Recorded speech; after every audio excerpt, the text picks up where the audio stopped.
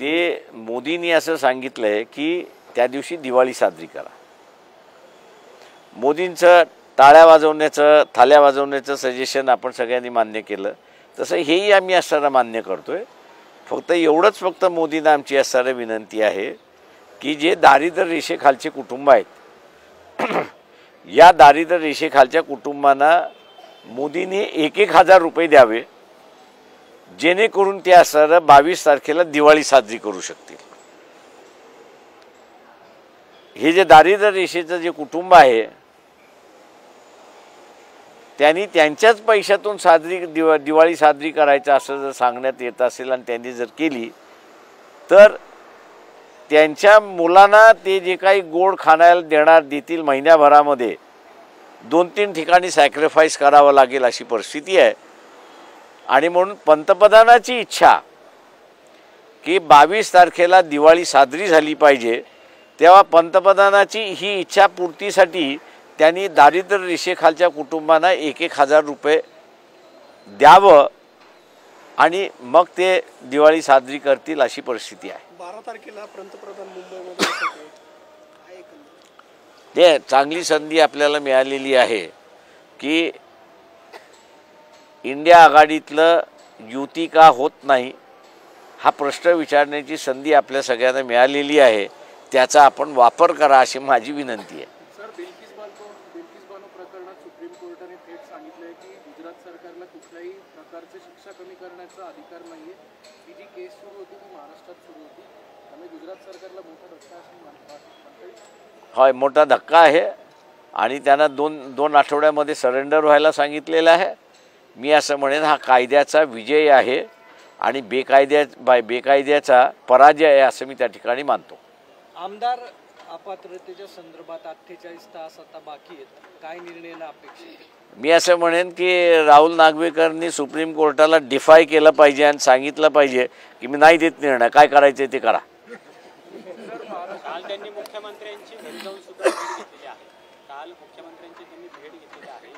आजारी होते असं कारण पहिल्यांदा सांगितलं होतं, त्यानंतर मुख्यमंत्र्यांची भेट घेतली. याच्याकडे तुम्ही कसं बघता? हे सगळं संशयास्पद आहे. ते मीच असताना राहुल नागवेकरांना म्हणतोय ना की ते सुप्रीम कोर्टच्या अंडर नाही, तेव्हा त्यांनी सरळ म्हणा मी निर्णय नाही देत, काय करायचं असेल ते करा. कायद्याचं राज्य चाललं पाहिजे हे बरोबर आहे. राहुल नागवेकर निर्णय देत नाही हे अत्यंत चुकीचं आहे हे मी मान्य करतोय.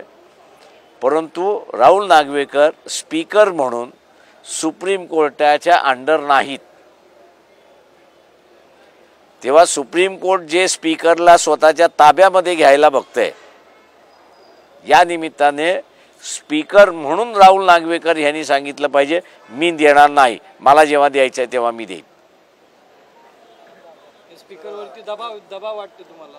स्पीकरवरती दबाव नाही, स्पीकरला एक सामान्य माणूस करण्याचा सुप्रीम कोर्टाचा जो मार्ग आहे तो संविधानिक नाही असं मी त्या ठिकाणी मानतोय. स्पीकर हा सुप्रीम कोर्टाच्या कैयतेखाली येऊ शकत नाही. मी दुर्दैवाने सुप्रीम कोर्टाला आठवण करून देईन की सोमनाथ चॅटर्जी हे ज्यावेळेस लोकसभेचे स्पीकर होते त्यांना नोटीस पाठवण्यात आलं होतं आणि त्यांनी उलटा जबाब दिला होता, नोटीस पाठवण्याला मी असणारं समन्स करतोय लोकसभेमध्ये आणि तू येत कसा नाही ते मी बघतो. तेव्हा कुठं जाऊन असणारं भांडण थोडंसं टिकलं आणि सुप्रीम कोर्टाने मान्य केलं की आमची असणारी ही चूक झालेली आहे की स्पीकरला आम्ही नोटीस पाठवू शकत नाही.